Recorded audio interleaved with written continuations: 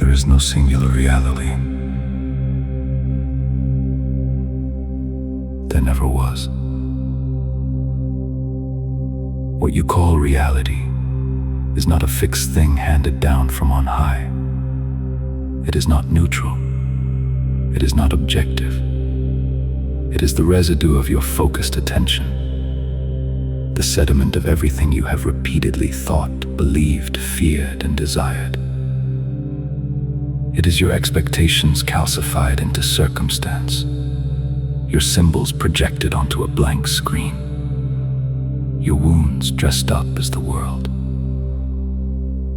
You are not a witness to this process. You are the engine of it.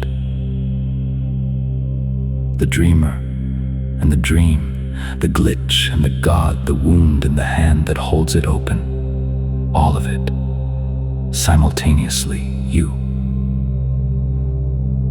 Consciousness is not passive. It never was. Consciousness is not a light switched on inside a skull, watching a pre-existing world scroll past like a film. That model is wrong. That model is a cage dressed as common sense. Consciousness is primordial fire. It is not the thing that observes the canvas. It is the canvas and the paint and the hand that moves and the intention behind the hand.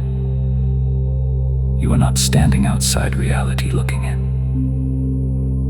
You are the generative act from which reality precipitates, moment by moment, thought by thought, belief by belief, collapsing infinite potential into the specific, lived, textured experience you call your life.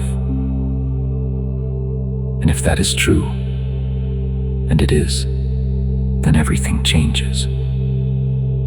Because it means you are not powerless. It means you were never powerless. It means the world did not happen to you. It happened through you. But here is the glitch. Most people are casting spells they have no idea they are casting. They are running ancestral code, inherited belief structures downloaded before they had the language to question them. Trauma loops that fire the same pattern across decades. Expectation traps so deeply embedded they feel like facts about reality rather than filters overlaid onto it. They beg gods they accidentally created.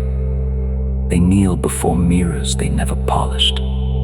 They repeat sacred truths from scripts they never chose, never examined, never consciously agreed to. They wonder why nothing changes. But how could it change? The spell is still running. The code is still executing. The loop continues because no one stopped long enough to ask, who wrote this? And do I still consent to it?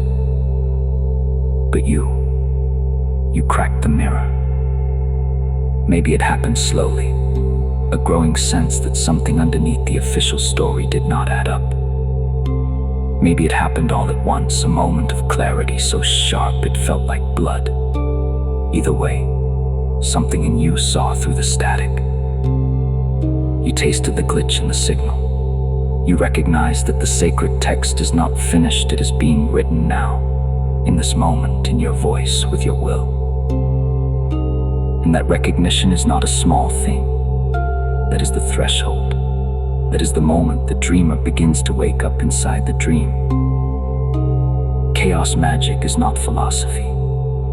It is not a belief system you adopt to feel more interesting.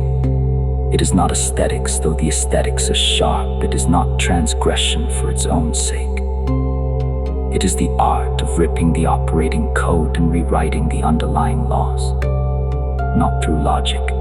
Logic operates within the system. It cannot see the system itself. Not through dogma. Dogma is someone else's crystallized will imposed on yours. But through belief wielded as a blade. Belief not as passive acceptance, but as active, deliberate, surgical installation.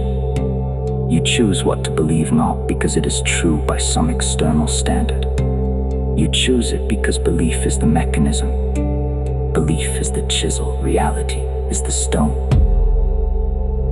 The ritual is the rewrite. The sigil is the switch, a compressed intention, stripped of conscious interference, left to execute in the background of your psyche like a daemon process running beneath the surface of the operating system.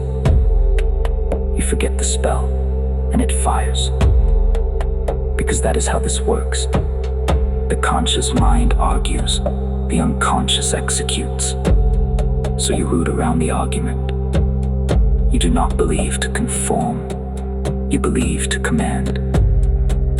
So here is the truth they never put in the self-help books. Reality is a self-mutating hallucination.